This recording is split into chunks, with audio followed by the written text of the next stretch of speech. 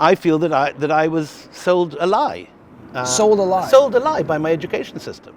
That a major historical untruth. It was not true that Palestine was a desert until the Israelis turned up in 1948, and that they turned an empty desert into orange groves. Okay, so my next guest is one of the UK's most acclaimed historians. He's the best-selling author of 12 books and a well-respected name in British media. He spent much of his career and life writing about empire, colonialism, and the legacies of power. And now he's protesting, posting online, calling out the UK government and saying that it's complicit in a genocide. That's where we find William Dalrymple today. In recent months, Dalrymple has emerged as one of the few high-profile British public intellectuals publicly and consistently denouncing Israel's war on Gaza. And so, on this episode of Real Talk, I'm gonna go sit down with William to talk about all of those things, but also his own writings from Israel-Palestine and why he chooses to continue speaking up. William Dalrymple. Very nice to Welcome be to back. Real Talk. Welcome to my garden. Thank you. We're at your house. We're in your garden in London. You've made us tea. Let me tell you, do you know how many people back in the office are jealous right now? Even more jealous when they see the tea that you've made. That's very nice tonight. It's a real pleasure to host you, or you hosting us, one or the other. Very nice to be here. I'm a big fan of Middle East, I have to say. For years, there was a very bad need for something like this because there was a whole point of view that was simply not being put out by the mainstream media. And I'm a big fan and supporter of all you guys do.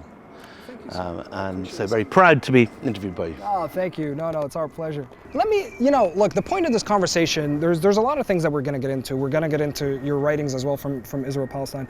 But I think the point of it is to try and kind of capture what you have been going through as an acclaimed, a respected British historian, and finding your place in the world within everything that's been happening over the last 18, 19 months. Sure. And I specifically mean Gaza. So let me just get right to it with that question is, you've been outspoken on the plight of the Palestinians for decades. This is not something that you've just started doing.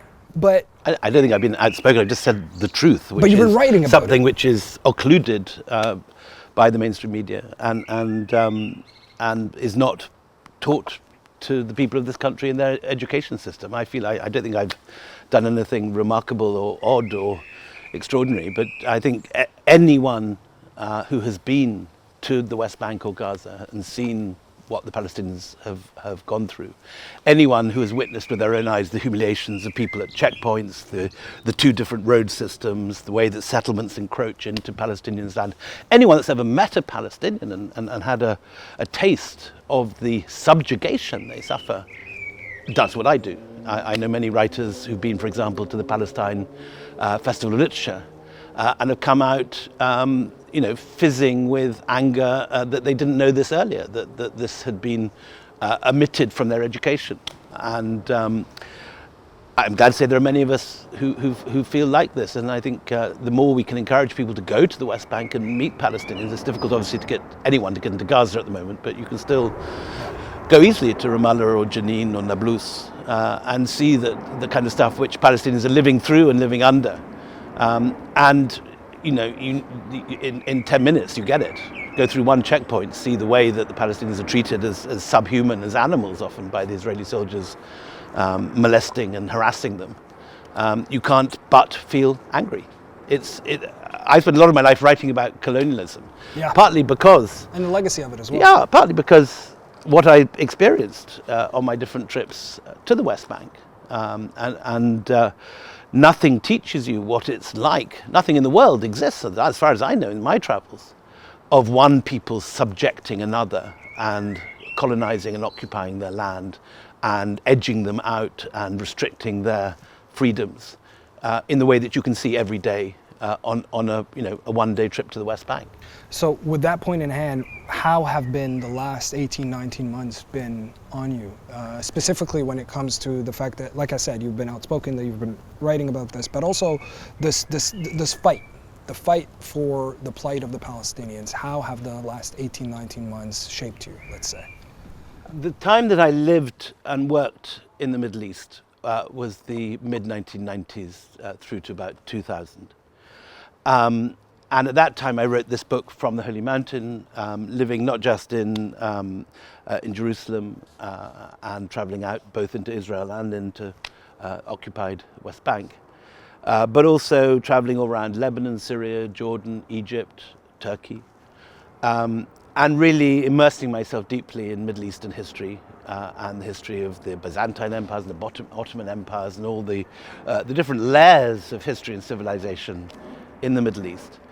And to a certain extent, it was a conscious decision I made around the turn of the millennium, around 2000, to move back to India, because this was actually upsetting me so much. I was feeling myself becoming possibly a little ranty about it, as people do. you get when you see the injustices suffered by the Palestinians, and yet it is not reflected in most of the media or the writings or the representation of the Middle East that you see in the media. You do find yourself becoming angry that these truths are being obscured, that people are not being given the same impression that you get when you go there. And for the last 20 odd years, my focus has been on India. Yes. But Gaza, in a sense, just pulled me straight back into, you can't just sit there writing about the British Raj when, the iniquities of the British Raj, very similar systems of subjugation and colonization and oppression, are actually being put into place now. At this moment, I don't need to tell anyone from Middle East Eye, but at this moment, 2.1 million Palestinians in Gaza, who themselves are refugees, kicked out in 1948 at the Nakba. In 1948, 750,000 Palestinians were kicked out, largely from the Galilee, from Bet Shean, from Tiberias, from Acre, from Jaffa. Many of those found themselves on the sand dunes of Gaza.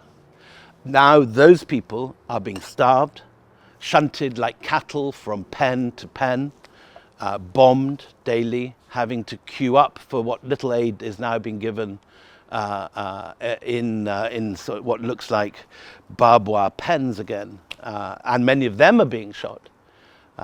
It's a completely outrageous situation to happen anywhere, but it's particularly outrageous in a country that was a former British colony, and which the situation today, whereby the Palestinians are a subject and occupied people, was largely the responsibility of the failures of British policy during the British Mandate, and which continue today with this current British government and the one before it, providing not just diplomatic cover, but also aircraft supplies, intelligence from the RAF, to a government which is very clearly committing major war crimes of the sort which we rightly condemn anywhere else in the world. Sometimes the apologists for Israel talk as if Israel's being held to a higher standard than other countries. The opposite is true.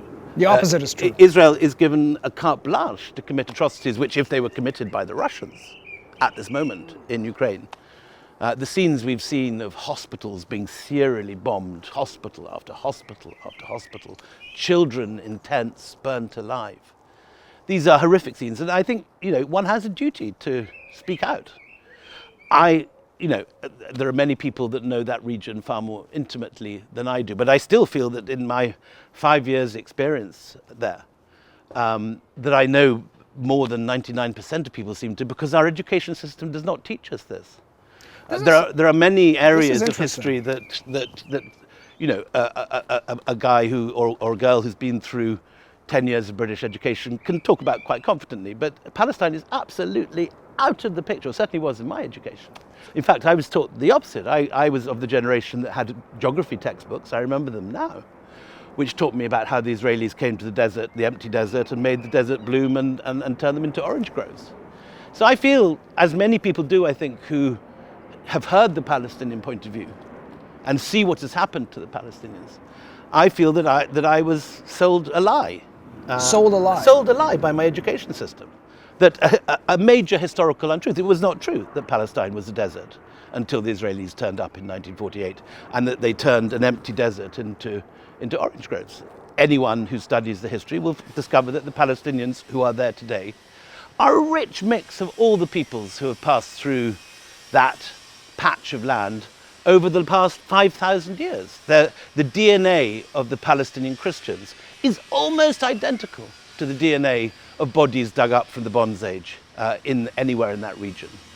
There is a very, the only people that have a slightly higher DNA match to Bronze Age skeletons are the Samaritans, a tiny group of which only a few thousand left in the West Bank.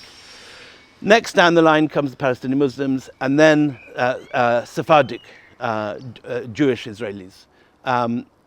So basically these people are all cousins, and this is one of the great tragedies. Just like the Protestants and the Catholics in Northern Ireland are separated brothers who have finally learnt to live together since the Good Friday agreements. I feel very strongly that we need to do all we can to encourage the Palestinians and the Israelis to come together, whether it's in one state or two states. Some way there needs to be the equivalent of the Good Friday Agreement, a peace process which leads to the sharing of land. At the moment, the current government very clearly under Smotrich, Ben Gvir and Netanyahu are making it completely crystal clear that they are imminently about to evict and ethnically cleanse the 2.1 million Palestinians in Gaza, and their actions make it clear that a similar fate awaits those in the West Bank, of which there are 4 million. So enormous numbers of people stand to lose their land, their freedoms, their ability to live in their ancestral homes. One of the supreme human rights horrors of our time is unfolding before us, and our government is on the wrong side. We are selling aircraft parts, we are providing diplomatic cover, we are providing intelligence to the aggressors, to the IDF, and we're doing almost nothing to protect the Palestinians. To remind the government, in 1917 at the Balfour Declaration, a promise was made that the establishment of a Jewish homeland would not in any way undermine the civil and religious rights of the non-Jewish inhabitants of Palestine. That was the phrase in the Balfour Declaration. We sat on our hands when that promise was torn up in 1948, when 750,000 Palestinians were evicted from their homes. And right up to the present, the last government and this government, we are doing all we can to support Israel, even as it is planning a mass ethnic cleansing. So I feel it's a very serious moment. It's not a moment when you can sit and go and write about something else quietly in another country. Anyone that is aware of what's happening has to stand up and make their voices heard. And luckily, I do feel the tide is changing, that people from all walks of life are realizing what's going on and are supporting this cause. I have been speaking widely about it at rallies, but also at literary festivals across the country this summer, and I found incredible response. People have really got it now. And have had enough. I'm gonna get into that. Honestly, look, at this point, I'm taken aback by your passion. I forgot that I had a list of questions. I'm watching you I'm upset by this. Yeah. No, absolutely, and I think that's coming across. But let's take it kind of just one thing at a time. One of the things I found interesting, especially for people who don't live in the UK, you blaming the education system. Can we unpack that just a little bit? The Sure. fact that it's what you're basically alluding to, or what you're saying, is that the proper history isn't being taught in British education systems. So, obviously, you can't teach kids everything. Sure. And we're here in Britain, in England, and the kids. It's right that the kids should learn about the Tudors, the Industrial Revolution, the spinning jenny, but in my opinion, and I think this is true across the whole story of the British Empire, the way that the British subjected populations across the globe, we have an incredibly rosy idea about that in this country. We regard the British Empire as something benign, while at the same time looking at something like the German Empire, the Third Reich, or the Belgians in the Congo, or the French in Algeria as appalling. But somehow we've sort of given ourselves a free pass. Somehow the British are different. Somehow British imperialism is this wonderful thing for which everyone should be grateful. Now, obviously that's nonsense. Obviously there are many, many things that happened from India, from Tasmania, from Canada, but also Palestine, which have led many indigenous peoples to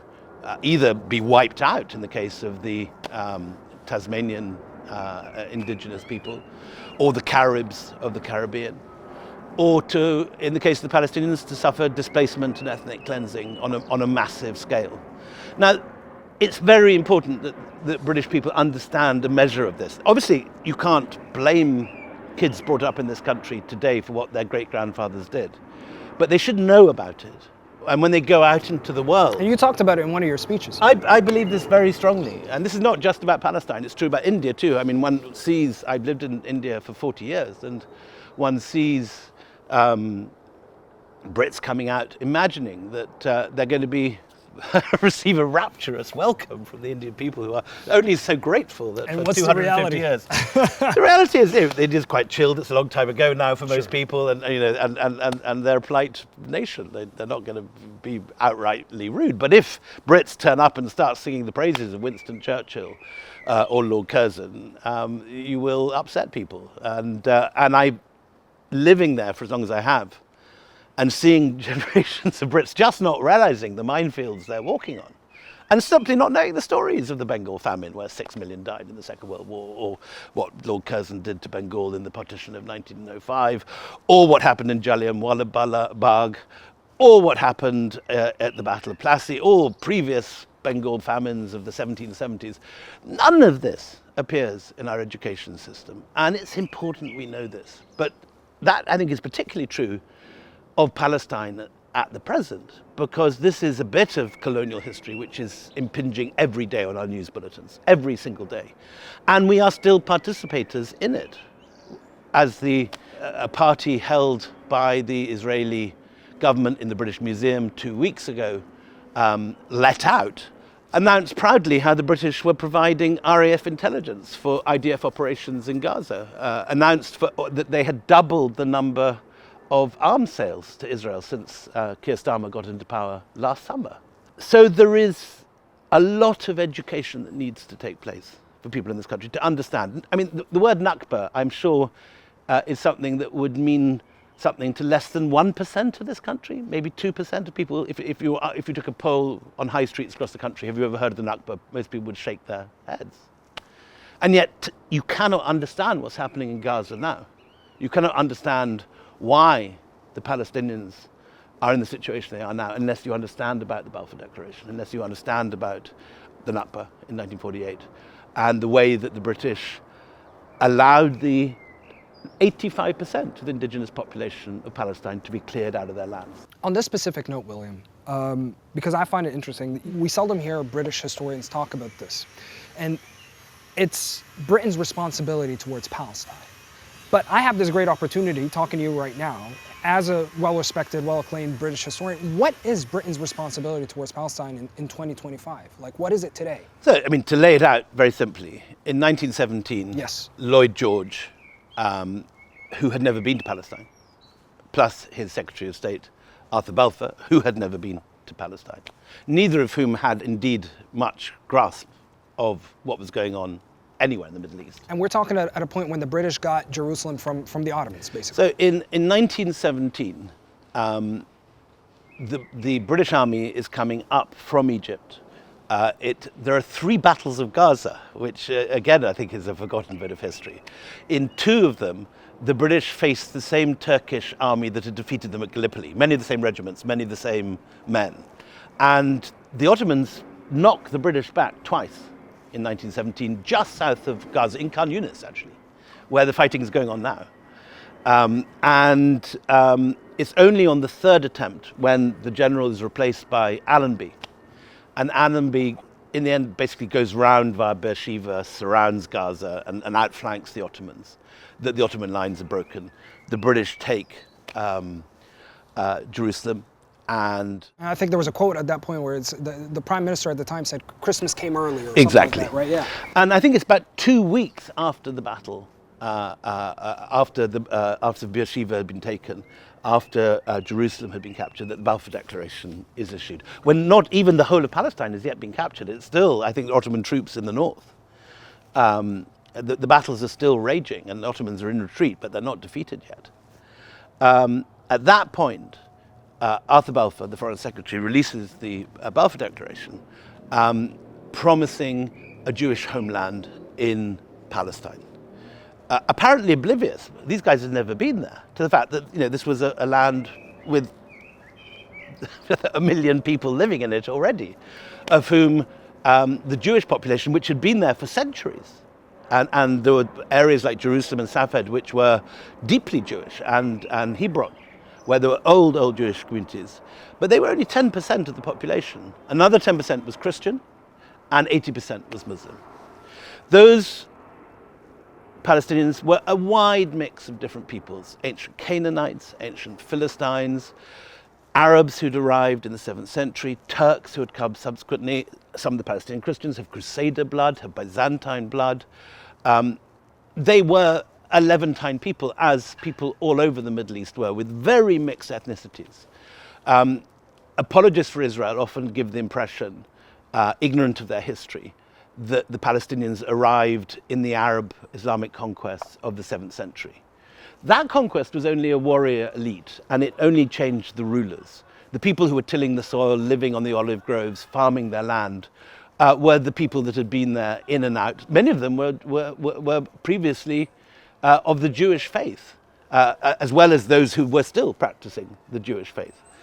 Many Jews converted to Christianity in the Byzantine period, others later converted to Islam. But the population of Palestine, right up until the Crusades, was majority Christian. And it's only towards the 14th, 15th and 16th centuries that you get a clear Muslim majority. And at the turn of the century, I'd say about 10% Jewish population, 10% Christian, 80% Muslim, all with very mixed blood, as was true all over the Levant. If you went to Alexandria, if you went to Beirut, if you went to Izmir, Smyrna, you would find again these very mixed populations from a wide variety of different ethnic groups, all intermarrying, all living together, all operating under different systems, and an incredible amount of coexistence. And I think it's very important to point to that too, that between Jewish Palestinians and Muslim Palestinians and Christian Palestinians, if you read the folklore of the period, you find that many of them share sacred spaces. So, for example, there was a church in Bet Sahor where the Jewish population came and paid homage to the prophet Elias, the Muslims to Khizr, and the Christians to King George. By the time I got there in the 1980s, the Jewish population had been separated off and become part of Israel, while the Christians and the Muslims shared this sacred space still. And I saw Muslims coming to this Christian church and offering sheep for sacrifice to Khizr, but the priest took them on the basis that Khizr was the same as St. George. So there's this deeply integrated history of Muslim, Christian and Jew living together. It wasn't always complete peace. It was the Ottoman Empire was a turbulent equilibrium. And occasionally there are moments such as the Damascus massacres in the 1880s when you get inter-communal fighting. But by and large, these peoples lived side by side, lived together in a measure of peace and coexistence. And there's a whole Palestinian history that, if you look in Ottoman travel accounts, is there, which has been completely erased from the record. So, for example, in the 16th century, there's an Ottoman traveller called Evliya Çelebi. He visits Palestine and he gives an extensive account of the prosperity of this land, of the many rich cities, of the orange growing, of the olives, of the farmland, of the many Sufi shrines and Sufi brotherhoods which he visits in Jerusalem, and so there is a whole mixed Levantine world, as complex and a lot of it is in your book. This is very much what I was writing about when I was researching From the Holy Mountain. Yeah. As mixed and as porous and as closely interwoven with each other, like a very complicated textile where different strands of different colours are woven into one whole. And what you see all over the Middle East as ideas of nationalism spreads in the 19th century are these closely woven fabrics being torn apart. So the Greeks rise up against the Ottomans and expel the Muslims from there. There are attempts to create an Armenian state which end up in an Armenian genocide. There are attempts to create national units which were very different from the mixed and cosmopolitan populations which existed in Ottoman times. And the most severe, I mean, there are several mass slaughters and mass evictions. The Armenian genocide of 1915 is one. The Smyrna massacres of 1923, 23 is another. But the Nakba, which took place at the very last days of the British Mandate, when well-armed Jewish underground are fighting against and expelling Palestinian villagers from their homes and farms. And these are the grandparents and the great-grandparents of the kids whose tents are being burnt in Gaza today.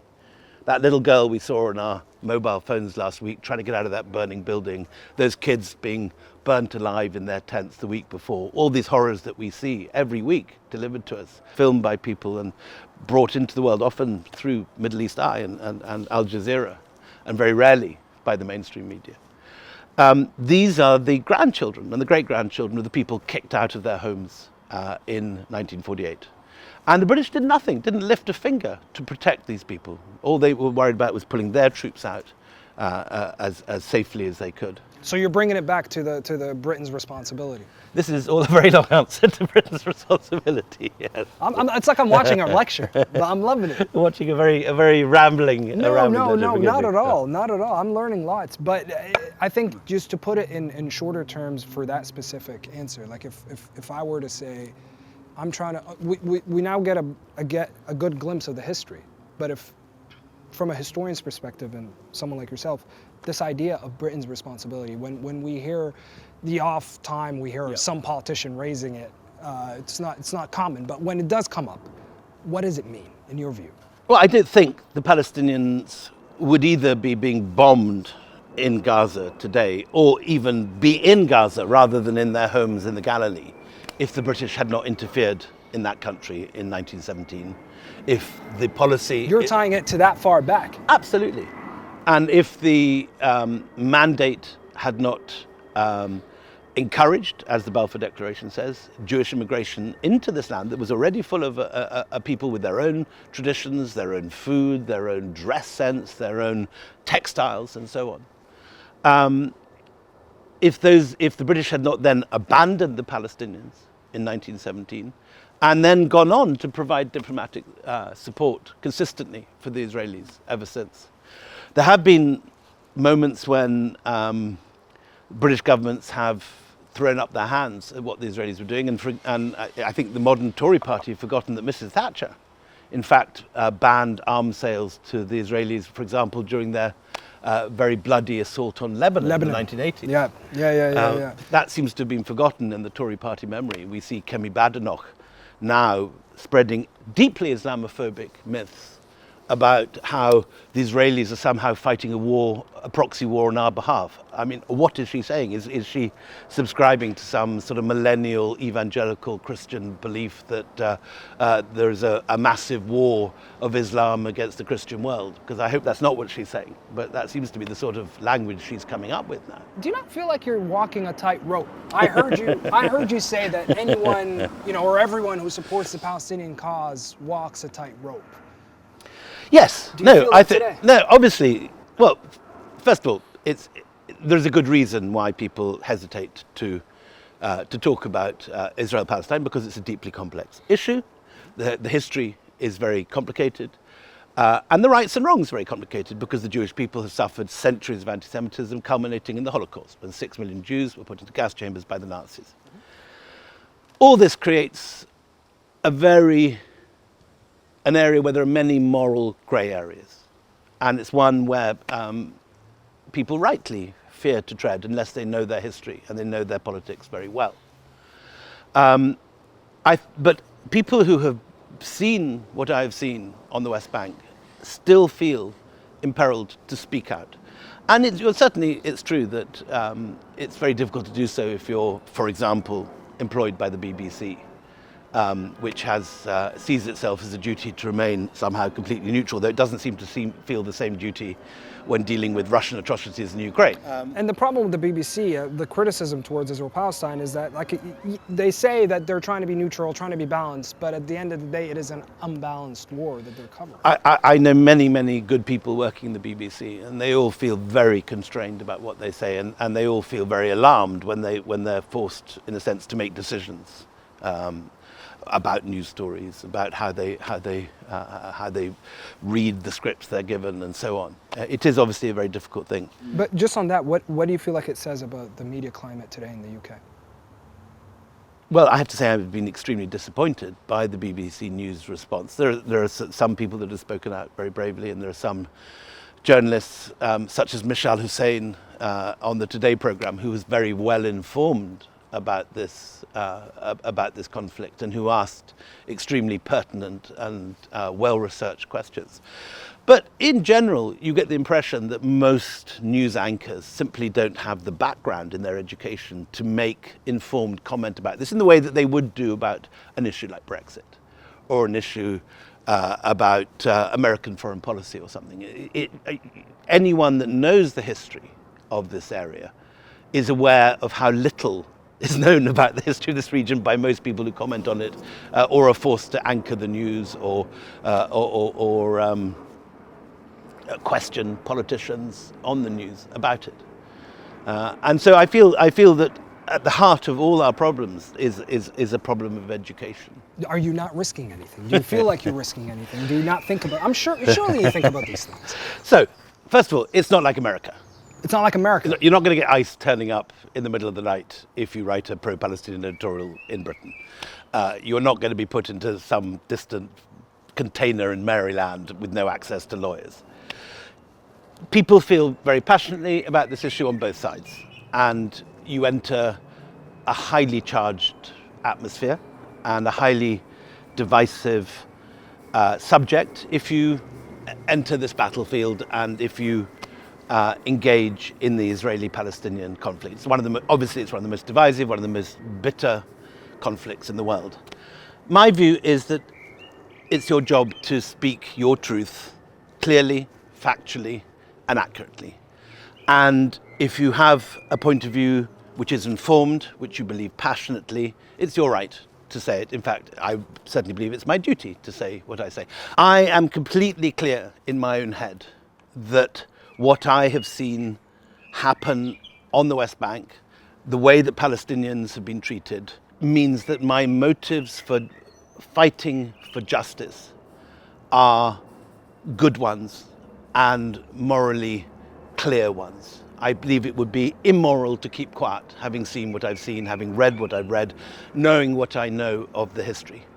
And I will continue to speak out. And I'm glad to say that in this country it is possible to speak out. I'm not going to, be hauled away like in America and put in some... But do you not fear the idea of losing a book deal, or not being able to talk somewhere, or getting for me personally, because we've seen those examples as well. No, for me personally, I have a very good relationship with my publisher, and they're behind me. And I'm not employed by any university or media organization which is likely to cancel me because of my views.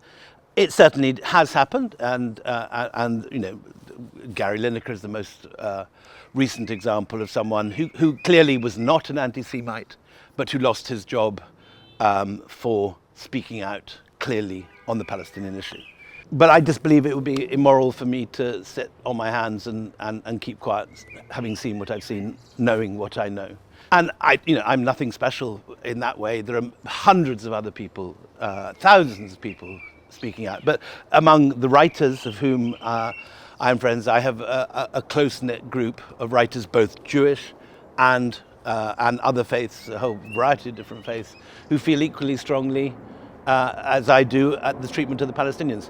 Ultimately, what we need to achieve is something like the Northern Ireland peace process, where moderates from both sides can reach together and where they can meet in the middle and find some way to coexist. Whether it's one state, whether it's two states, whether it's a revived Oslo or some completely different setup. But at a period of history when at least 2.1 million Palestinians are threatened with ethnic cleansing and starvation, when it's quite likely from the rhetoric of Ben-Gvir and Smotrich and Netanyahu that not only the West Bank Palestinians do, but even the Arab Israelis may be shoved into a boat and cast out to sea or thrown into the Sinai desert. In a situation like that, you have to make a moral stand. And I believe that it would be entirely wrong of me to keep quiet in that situation. So I understand that my motives may be misunderstood. I understand that people may accuse me of prejudices which I do not hold. And I realize that what I will say will upset some people. But it is my duty, I think, to say clearly what I believe and what I know to be true. Right. And let's move on to your book now, From the Holy Mountain. You wrote this, what, in 1997? 1997, it kind of occupied me the whole of the 1990s. This was my big project. And it was not just about the Palestinian Christians, it was about the Christian groups across the Middle East. Yes. So it's a journey. There is a section that deals with Israel-Palestine. Exactly. Yeah. But it's part of a wider project looking at the decline of the Christians in the Middle East. It starts in Turkey with the Armenians and the Suryani, goes through Syria, which at that point under the Assads was a haven of the Middle Eastern Christians and hopefully will remain so, but obviously these are uncertain times in Syria. Lebanon, where effectively the Maronites had lost their hold on power in the civil war, and it was a very conflicted time to visit Lebanon. It's always a conflicted time in Lebanon, one way or another. But this in 1994 was a tricky moment in Lebanon's history. It was during the civil war. Then through Jordan on to Israel-Palestine, and finally the Copts and the question of the Copts, who are the largest of all the Middle Eastern Christian minorities. But it was the section on the Palestinian Christians that brought me deeply into this whole story.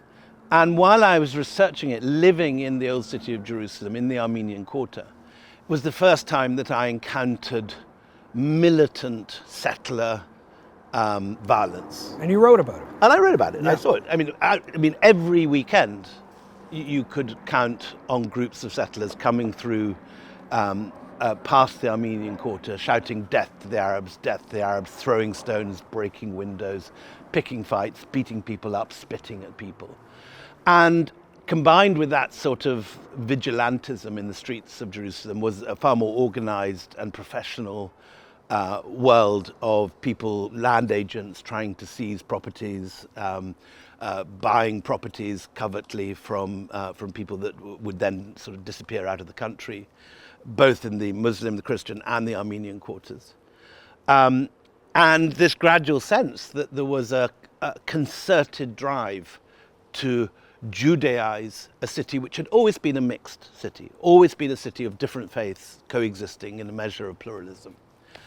And watching the violence at that time and hearing those cries to death to the Arabs and seeing, Palestinian kids and Palestinians, youths withdrawing into their shops or behind their shutters when settler groups would come through with machine guns and often which hasn't stopped till this day. Which is accelerating. Yeah, exactly. Day. It's only increased. You get a very clear picture, which is rarely shown in television. The big exception recently has been Louis Theroux's documentary on the settlers, of this militant nationalism, which is actively and in an organized fashion driving indigenous people out of their farms. And you go to the West Bank and it looks like Tuscany. It looks like you could be, somewhere near San Gimignano with olive groves and vineyards. I have the quote. And, you said the West Bank, and this is a quote, astonishing, unexpected beauty of the West Bank's dry, stony hills. That's how you describe it. Absolutely gorgeous. And what I was writing about was these desert monasteries, as well as the lay Christian communities. So I would go off to Mar Theodosius or Mar Saba, these very, very ancient monasteries which dated back to the very early days of the earliest Christians in the 1st, 2nd, 3rd, 4th century AD. And you again, you were stopped by an Israeli soldier. There was a section that you also wrote about. There's several. But there was you can't go one, anywhere, obviously, in this region without coming across checkpoints and having to explain course. yourself 4 times or 5 times a day. course. Some of them I wrote about in the book. Yeah, but yes, yeah, no, but there was one time I think you were trying to enter a settlement, and then a soldier stopped you, an Israeli soldier, and then he asked you if you had Arab friends, which is a term that the Israelis use for Palestinians, and then he asked you if you knew any terrorists, I believe, and if they wanted you to do anything inside the settlement. And I mean, this is anyone that's ever been there gets these questions at the airport, at immigration, every day in the streets. But it's, I read that section, and then after everything, he kind of just said that, you're free to go, or there's been a confusion or something. And then you end that paragraph by saying, but he didn't apologize. No, I mean, both, like in Northern Ireland, both groups believe that they're in the right. Like in Northern Ireland, both groups believe that they are the ones with the true claim to the land, and that they both claim to be the victims.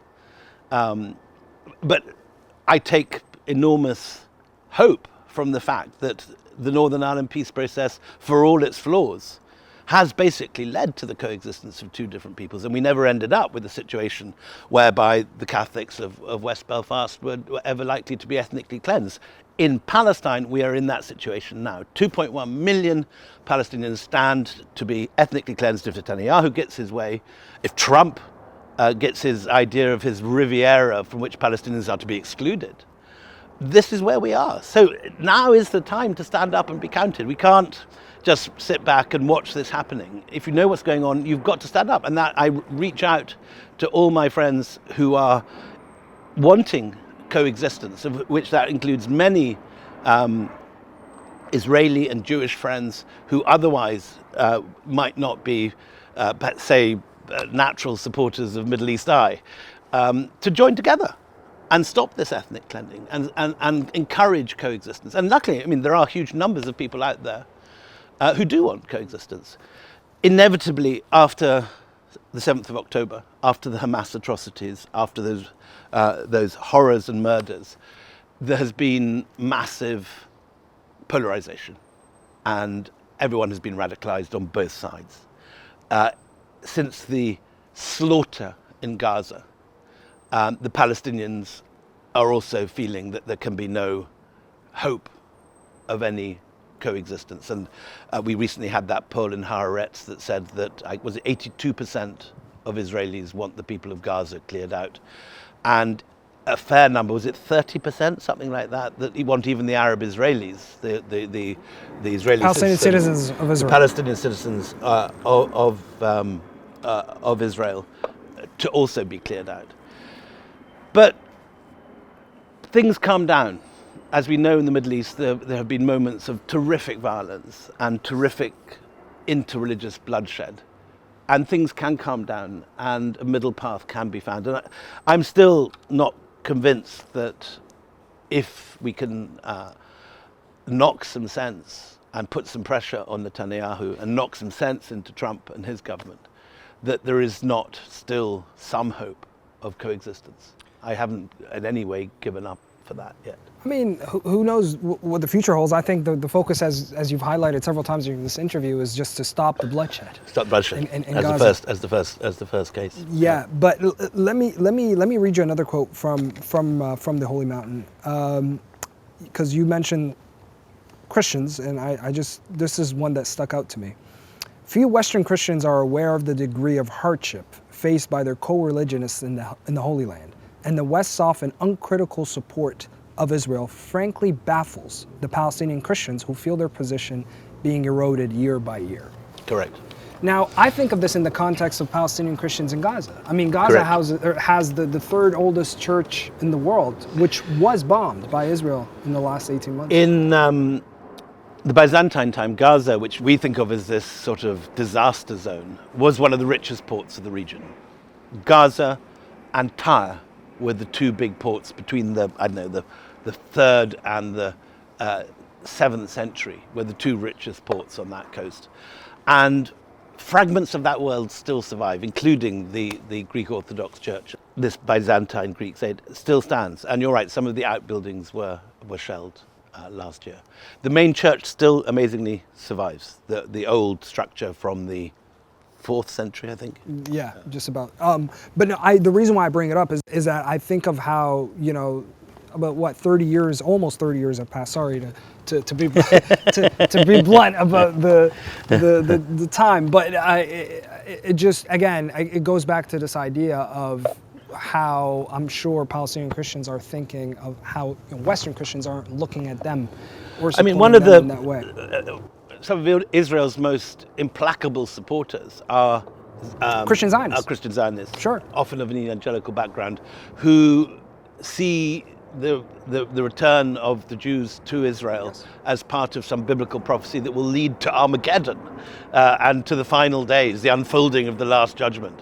Now, that's not a theology which many in this country would recognize, and certainly my own Catholic Church does not subscribe to that version of Christianity. But it is a powerful political force in America. The current American ambassador to Israel, I believe, is Huckabee. Huckabee is part of that whole world. So yes, so I think it's very important, which is why one of the reasons I wrote this book was to emphasize that 10% of Palestinians are Christian, and they've suffered along with their Muslim cousins and brothers, and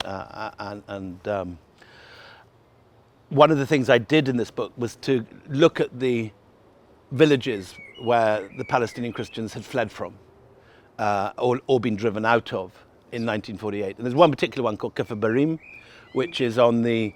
It's where Samira's from. Who's exactly. One of the people you spoke to. Yeah.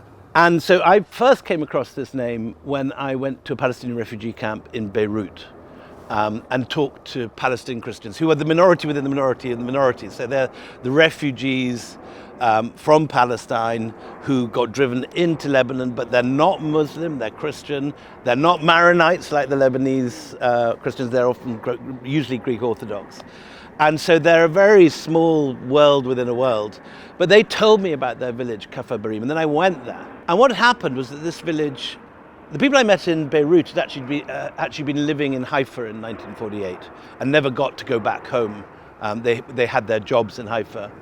And so they lost everything in the village when the Israelis bombed the village in 1948.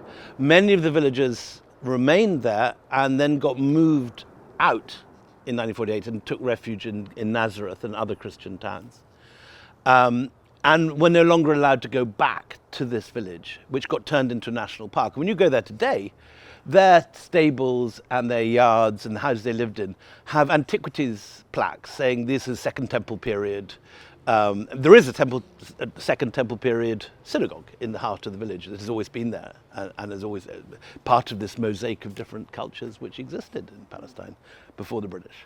But the Christians now are told that this is a historic monument and it's presented to people like a sort of Pompeii, like something surviving from the Roman period.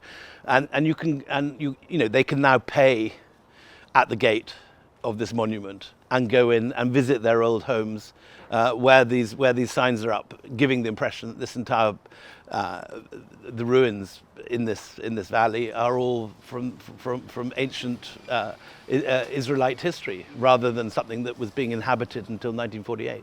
And you again, that's another thing that you deal with in the book is how archaeology and history is being used as a political tool by the Israeli government. So in any archaeological site, there's a decision to be made about, in a sense, what you display to the public, because it's in the nature of archaeology that there are many different layers. There's the present, the 18th century, the 15th century, the medieval period, before it, the earlier periods.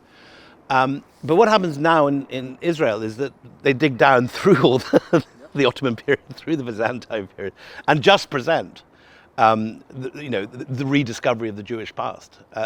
There's one period of history which is privileged at the expense of all the others. And what was also very clear in my research at the time was that there is money available to preserve important Jewish remains, which are put up and open to the public, and you have amazing synagogues from the 1st, 2nd century. But equally, alongside that, there was a case of in a complex that was discovered next to Damascus Gate on the edge of the old city of Jerusalem. The synagogues were preserved, but the Armenian chapel had the road built over it and was not saved. The mosaic was lifted and taken off to a museum. It was recorded. It wasn't that it was just sort of disappeared. It's there in the archaeological record. But as a tourist, when you walk past it today, there's a synagogue and there's a road where the Armenian church was. And it's to give an impression that Jerusalem has had a predominantly Jewish population in the past. And indeed, you know, the government effort is to show it almost as an exclusively Jewish. Exclusively, yes. Which is never true. It was always a pluralistic town. There was always a Jewish presence, but there was also, from the early Christian period, a Christian presence, and from the 7th century, a Muslim presence. And that is the glory of the Levant. It is this incredibly mixed world where different religions, different ethnic groups all manage to form some sort of coexistence. And we have to somehow retrieve something from that wreckage. We need the Palestinians to have the same security that the Israelis have. We need to persuade these two people somehow to live side by side. It all is not lost. It is still possible to imagine a world where coexistence can, as it happens in London. You know, we have people of every different faith living in every street in this city. Contrary to some of the kind of Fox News sort of propaganda about sort of, you know, whole areas of London being no-go areas, as anyone who lives here knows, it is the most fabulously multicultural city where people by and large get on very well with each other. That is possible again, and I don't think we should despair. There are periods of history when people have embraced very extreme ideologies, and then that moment passes, and history rolls on, and people learn to live together. If you look at the history of the regions around Israel, Palestine, look at somewhere like Syria, there have been moments of great bloodshed, but there's also been moments of peaceful, long periods of peaceful coexistence. So, speaking of history, let me actually, because I'd be remiss not to have one question about the subcontinent. But what parallels can we draw between partition and the Nakba?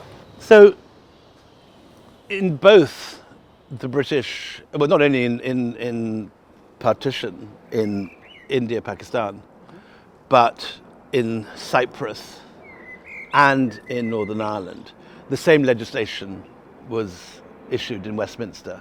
Very similar legislation was issued to partition. And in all four examples, it led to enduring conflict. So, I mean, Northern Ireland is the unique one now in that there is a measure of peace. But there's still a very taut and difficult border in Cyprus. India and Pakistan just fought a war 4 months ago on the Kashmir border. And we've seen another conflict this year, on not only within Israel and with Gaza, but also in Lebanon and in Syria. So there are many disturbing parallels. The same generation of Brits partitioned both countries. In both cases, the British withdrew, leaving the peoples at conflict to fight it out without British intervention. The difference is that while the Hindus driven out of Pakistan had India to go to, the Palestinians have never had their own state in which to feel secure, to find a national home. And we have to find some way for the Palestinians to have a fate other than ethnic cleansing, other than occupation, other than subjugation. It's not right that a Palestinian farmer in the West Bank can have a Molotov cocktail in his garage, have his olive groves cut down by extremist settlers fresh from Brooklyn. It's not right that they can be driven off their land and forced to have their houses knocked down by bulldozers and JCBs. It's clearly wrong. And we have to find a way to get the two people to live together. I keep repeating myself, but it is the only feasible solution. The other alternative is the ethnic cleansing of 5 million people. There are currently within the borders of Israel at the moment, there are whatever it is, 7 million Jewish Israelis and 5 million Palestinians. It's just not feasible to imagine a world where 5 million Palestinians are driven out into exile, ethnically cleansed from their lands. There has to be a middle way, and there has to be an effort from this government in this country to force the moderates on both sides to come together. My last question, even though I could sit here for hours, listen to you, what do you think future historians will write about this moment in time? How do you think they're going to look back? I know you don't have a crystal ball, and I'm not asking you to bring one up, but I don't know if this is a thought that you have.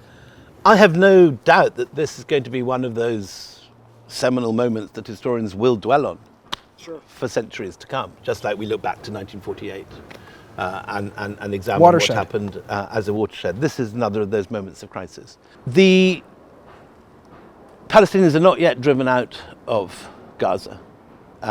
Their buildings have been destroyed, their houses have been leveled, their physical infrastructure has been completely smashed to bits. But Berlin rose from the ashes, Beirut rose from the ashes. Cities can recover, and Gaza can come back to life. And we have to hope for a better future where extremists on both sides are not murdering each other in large numbers. And on that note, William Dalrymple, thank you so much for coming on Real Talk. I appreciate you inviting us to your house as well. Thank you. And for the tea. Thank you. Thank you. Thank you so much, sir.